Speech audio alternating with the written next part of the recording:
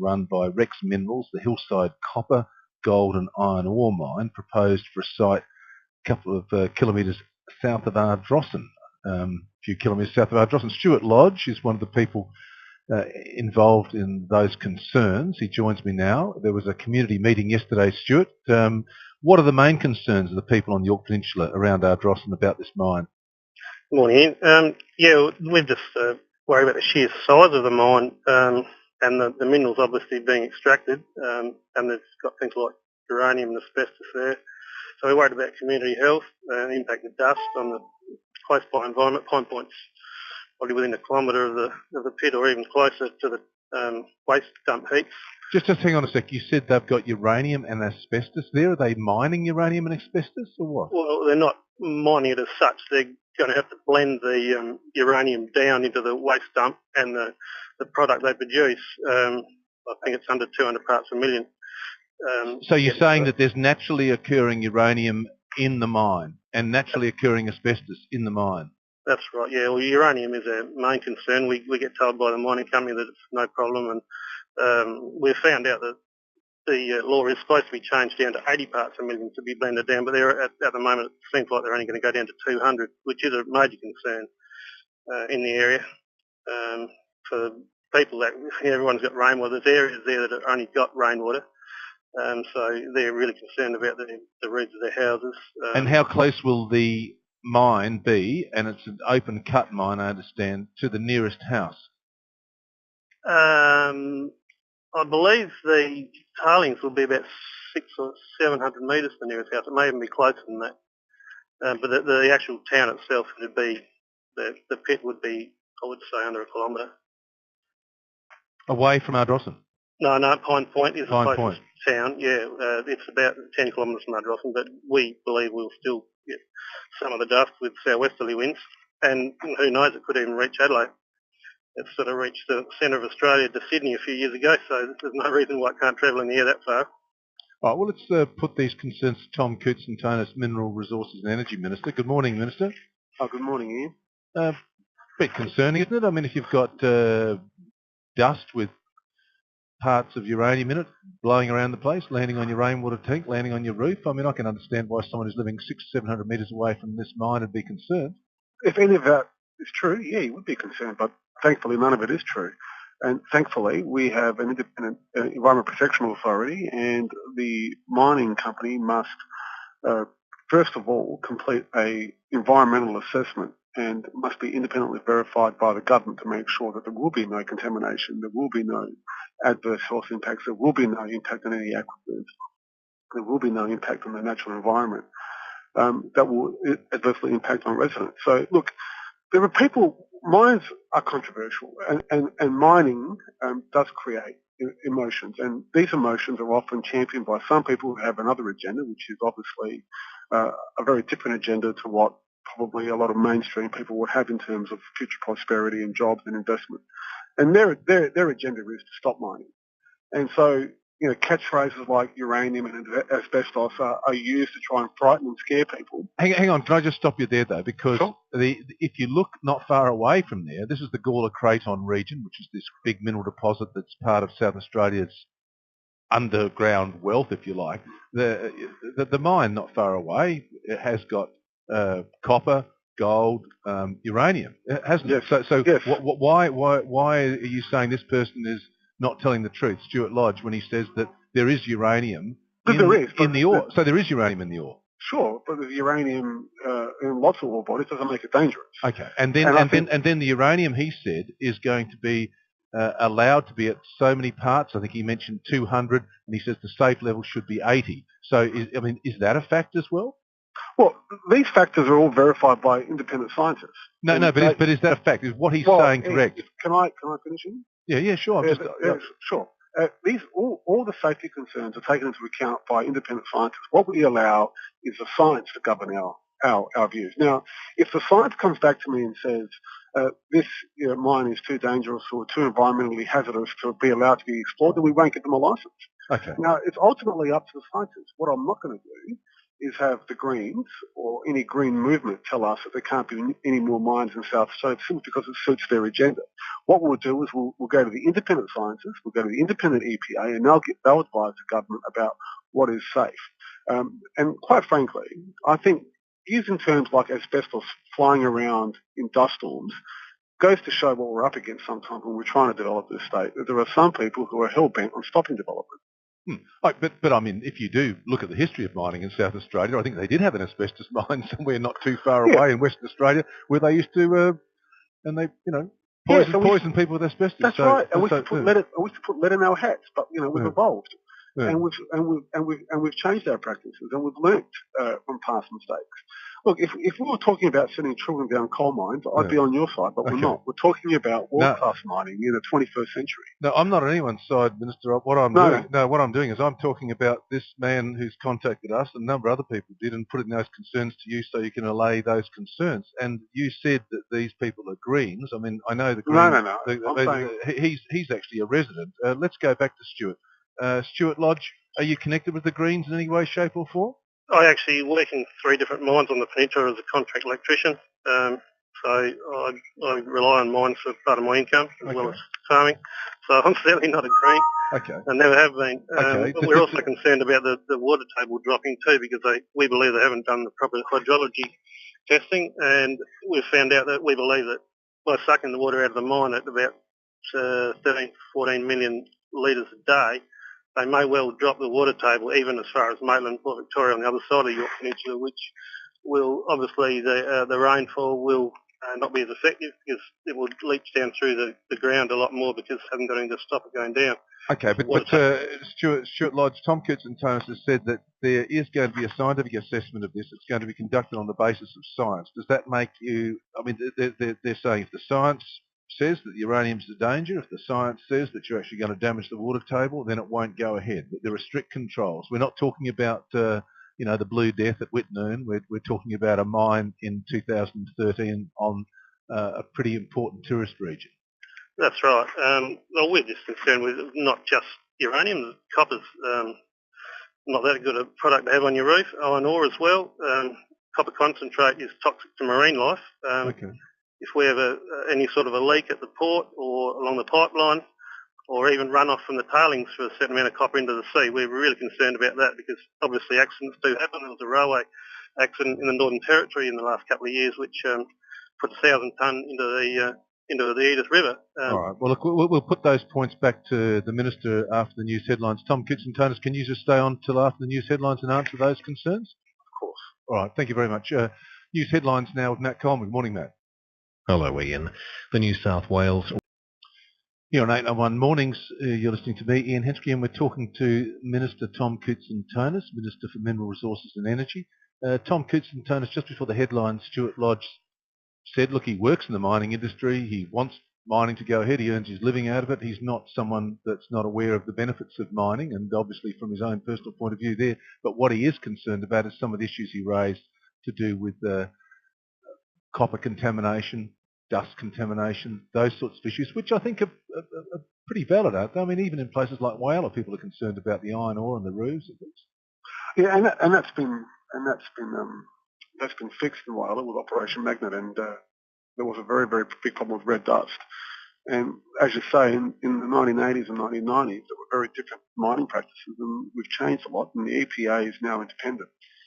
So the EPA has real teeth. So it's not as if we're going out and we're saying, look, we're going to build this mine regardless of the environmental concerns because we believe in jobs and investment. What we're saying is, our first principle of mining is do no harm. And once you're satisfied with the do no harm principles, that is, you won't affect the aquifers, that you won't be contaminating people, that you won't be dropping copper or concentrate anywhere, you won't be putting iron ore on people's roofs, then you proceed. And once the company is satisfied with all those concerns, we grant them a license. If they can't satisfy those concerns, we don't grant them a license. And everyone knows that. The people on the York Peninsula, quite rightly, are very, very worried about a change in use for their peninsula. But I will remind people that the peninsula was settled on the basis of mining. And the first people who went there went to mine copper. And the reason Rex Minerals has discovered that deposit is because there used to be copper mines in the region, and the copper mines that were mined in the early 1800s and late in the early 1900s were because the copper was outcropping on the surface and they could find it easily. Now with better technology we can find it a bit deeper, and it's very, very good quality copper. And South Australia has 70% of Australia's copper reserves. And now, Tom Kitson-Tonis, there was a mine just recently operating near Strathalbyn. Have you been able to perhaps share some of the history of that with Stuart Lodge and the other community members there? Because I understand that mine had a bit of resistance to it at the beginning, but I think it's closed at the moment, isn't it? It's closed.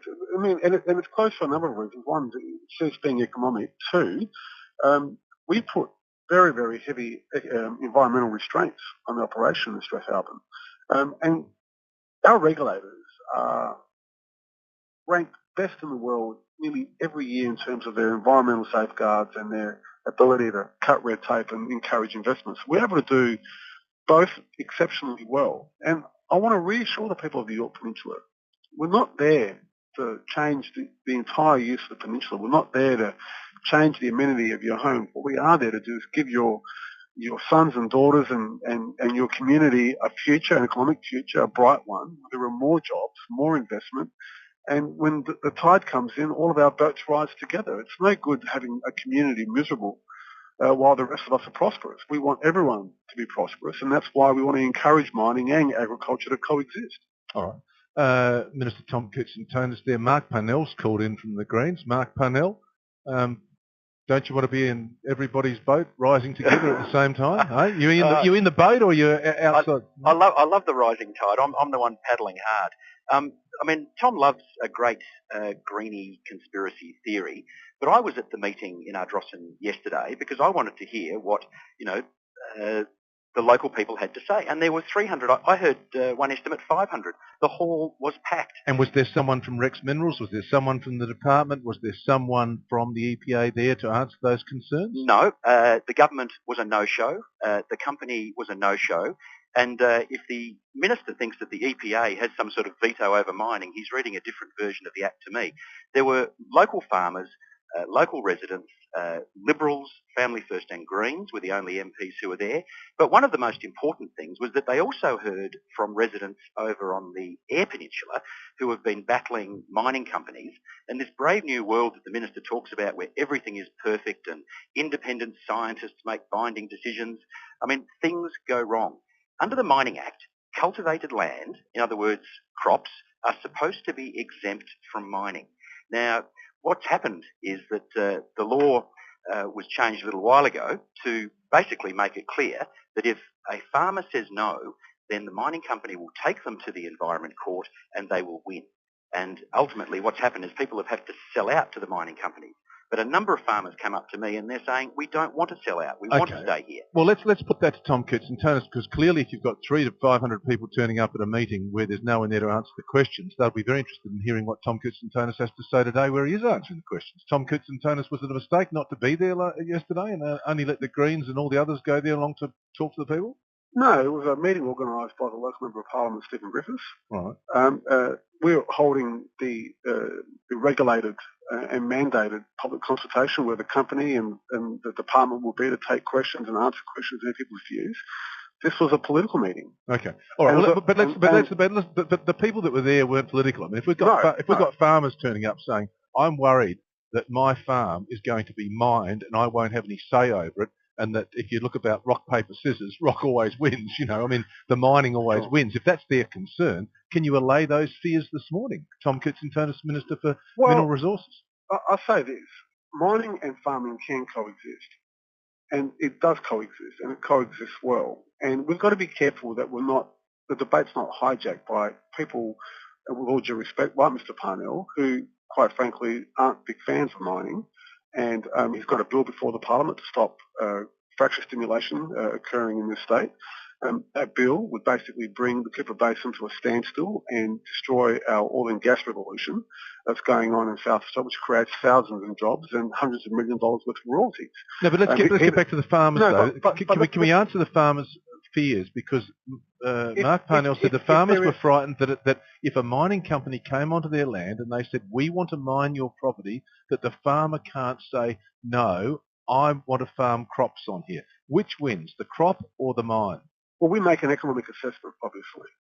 An economic assessment is this. If there is a $300 million ore body underneath a farm, well, what is the right choice for the entire state? And the right choice for the entire state... What if the farmer makes $3 million a year and he can farm it for 100 years? Isn't his farm worth that? Or some wheat farmers and barley farmers I know have crops that are in the millions. So how do you weigh that up? This state is a net exporter of food. And food security arguments, quite frankly, are a little bit hysterical because we export our food. And if we don't export our food, we won't have dryland farmers who are there cropping fields. So our markets can take mining as well. And quite frankly, our farms, we produce enough food annually in this country to feed 60 million people. So in other words, if we lose some farmland to mining, we're still okay. Is that what you're saying? Yeah. Well, I mean, we make an economic assessment, okay. and obviously, an independent court can make that judgment. I mean, look, this is the orderly way we look at things. If you've got, for example, what if there was a dryland farmer above Olympic Dam? Would we say, oh no, that's much more important? No, but if you get to a margin, let's take a more marginal one like Cherriman Minerals, which operated for less than 10 years in Strathalbyn, and you could have had, for example, a very productive farm there that could have gone on for 100, 200, 300, 500 years. I mean, some parts of Europe they've been farming for 1,000 years. How do you weigh up the return benefit? Well, if someone came to me and said, let's dig up the Coonawarra for a copper mine, then that would obviously have a very, very different consequence. But when we're talking about economic output, we make these economic assessments about what is best in the best interest of the state. And remember this, all the minerals under the ground are owned by all of us collectively. And the argument is a very emotive one about who owns what's under your land. And it's a very, very difficult argument when there are generations of farmers who've owned that land, whose grandfathers and great-grandfathers have settled that land, have made it prosperous, have made it productive, and then all of a sudden we find out there are vast deposits of iron or copper under that ground. It's very, very difficult. But we have to make the decision for the greater good of the entire state. And when we're talking about mines that can generate thousands of jobs, hundreds of millions of dollars worth of royalties and exports, we've got to choose the one that builds the state's prosperity. When you say hundreds of millions of dollars of royalties, what was the figure for royalties? I heard it the other day, and I don't think it was $100 million yet, was it, in South Australia? Yes, it is. It's $117 million, and it's forecast to grow. It just cracked $117 million. But if you look at the, I think the grains in South Australia, they're worth billions of dollars, aren't they? In terms of wheat and grain. You look at the projected growth in mineral royalties and oil and gas royalties, it will eclipse farming relatively soon. So we've got to look at, as a state... Are you saying that we'll have royalties in South Australia that'll be greater than $3 billion because that's what you would... Ultimately, of course we will. I mean, can you put a figure on that? Because I'd love to write that down. When will we have $1 billion of royalties in South Australia? Let's be clear about this. Western Australia currently have $1 billion in royalties per year. 1 billion. 1 billion. Yeah, but Western Australia's one of the biggest mines. Sure. Ian, without getting hysterical, South Australia is a very prospective state. We have lots of copper. We have 70% of Australia's copper reserves. We have vast reserves of shale gas and oil. We are now the third largest oil producer in Australia. And it looks like we'll overtake Gippsland relatively soon. There are vast reserves of oil and gas offshore in the Great Australian Bight. South Australia has the potential to make hundreds of millions of dollars, if not billions of dollars in royalties in the future. Now, we should do everything we can to encourage not only our agriculture and aquaculture, but of course our mineral and oil and gas development. There's no reason why we can't do all of those things. It's not an either-or proposition. Well, I suppose the question to wrap this up on, though, is that will you go over to the next meeting if it's not a political meeting and just go to a farmers' meeting and talk to the people? Because absolutely. I've gone out and met with the consulting group already. I've been out to York Peninsula now 4 times and met with farmers. I've been in their homes. I've been to the Eyre Peninsula and met with farmers there. Of course, I take their views into consideration. But what I won't do is go to a public meeting organised by the local Liberal MP. And quite frankly, I mean, it's not run by the regulators who are making the recommendations. The independent experts aren't there to answer the questions. I don't think they're productive. They're important for local MPs to know what the local community is thinking, but if you want to have a good regulated decision where you take the emotion out and you listen to the science, you need to have the regulators there.